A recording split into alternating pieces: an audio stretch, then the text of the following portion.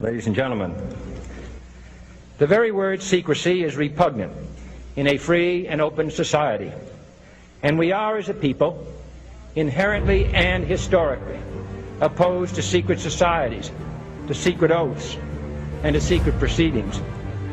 For we are opposed around the world by a monolithic and ruthless conspiracy that relies primarily on covert means for expanding its sphere of influence, on infiltration instead of invasion, on subversion instead of elections, on intimidation instead of free choice. It is a system which has conscripted vast human and material resources into the building of a tightly knit, highly efficient machine that combines military, diplomatic, intelligence, economic, scientific, and political operations. Its preparations are concealed, not published. Its mistakes are buried, not headlined. Its dissenters are silenced, not praised. No expenditure is questioned, no secret is revealed. That is why the Athenian lawmaker Solon decreed it a crime for any citizen to shrink from controversy. I am asking your help in the tremendous task of informing and alerting the American people, confident that with your help, man will be what he was born to be, free and independent.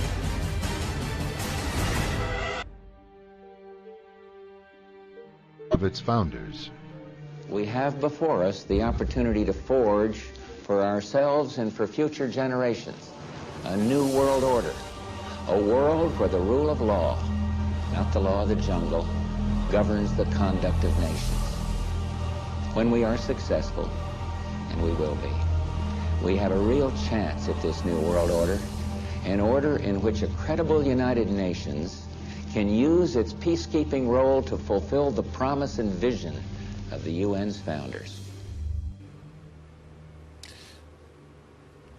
It's funny, I mean, your face tells 1,000 stories. I mean, yeah, if you look at the footage from Michael, I mean, your face lights up, you know, your eyes become very happy. But when you just saw the picture of that doctor, Dr. Conrad Murray, I mean, your face told the opposite story. Do you think, Michael, do you think it's murder? Absolutely. Absolutely. I said it in the beginning, and I believe it to this day. Absolutely. Absolutely. You must remember, Michael told me repeatedly that they were going to kill him, that he was going to die. And he would say that. And when I heard my mother scream, "He's dead," immediately I said, who did it? I didn't say what for, what of, what happened, who did it? Because he repeatedly said that. And he not only told me, he told my mother as well, yeah. and she mentions it quite often too. And who did it?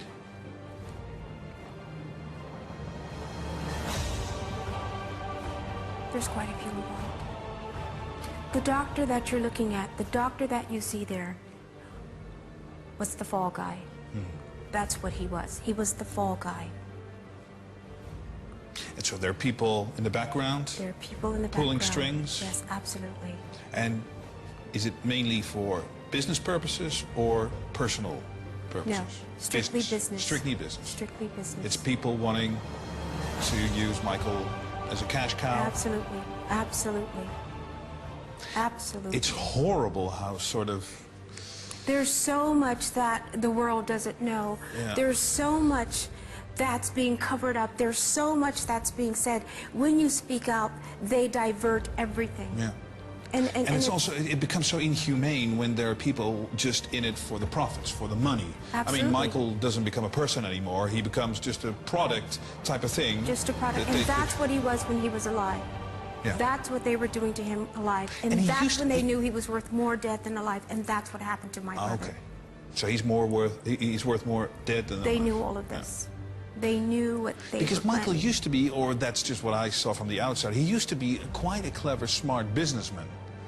I mean, he used to be in control, at least, you know, of his business empire. But that may have changed the past couple of years. It's called control. Yeah. It's called control. And he lost it. It's absolutely. It's Or some people dividing took it. and it's conquering and it's controlling. His life is no different than what I went through with the ex-manager. Yeah. Michael, the difference is it was on a much larger scale. Yeah. That's the difference. Right. That's the difference. I think our country markets everything they market to us is fucking bad. The only thing that we do good are things that we know, we know better than, we know good enough to do, man. Our country's fucked up, man, and let's not blame Obama. The country's been fucked up. It's been fucked up since before I was born. I don't know if we're going to be able to turn this around before we all die in 2012, but I mean, yeah, the country's pretty fucked up. All they do is market. They don't tell us shit, and they just want us to wave the flag around, but they don't tell us shit. Like, they know what's going down before it goes down, but they never tell us shit. We should get like a Twitter hit or something, or a DM, you know what I'm saying, from like the government, like, yo, duck, like there's coming, you know what I'm saying, but we don't get shit. You know what I'm saying? Who the fuck are we? American people? They don't fuck about us, man.